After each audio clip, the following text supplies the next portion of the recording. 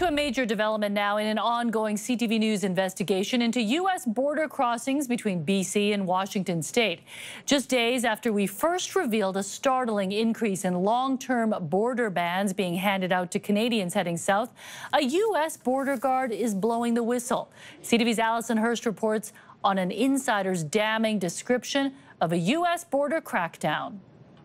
About a week ago, I received an email anonymously from a U.S. border guard. He had information that he wanted to provide. Asking to remain anonymous for fear of being fired, he cites directive from management on how to handle expedited removals that result in 5-year bans from entering the United States.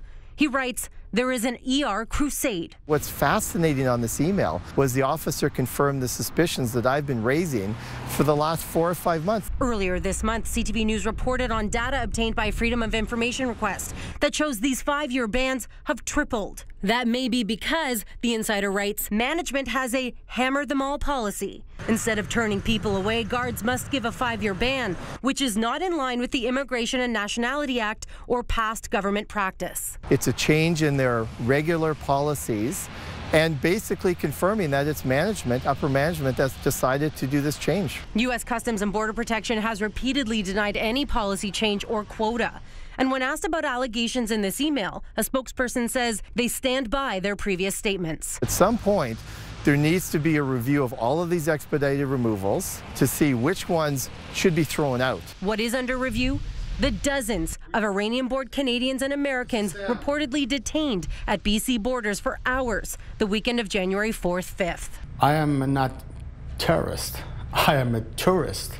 I'm a Canadian citizen. The whistleblower writes they were held and interrogated at length and that it was solely based on their national origin. It's profiling, and from my point of view, it's unconstitutional. U.S. Customs and Border Protection again tells CTV News it stands by its previous statements, while American policymakers are tweeting an investigation is underway. This whole Iranian roundup, I think there needs to be accountability. The whistleblower says that's why he wrote Saunders, saying this is not why I joined Customs. Okay, so Allison, does the whistleblower shed any light on why this crackdown is actually happening?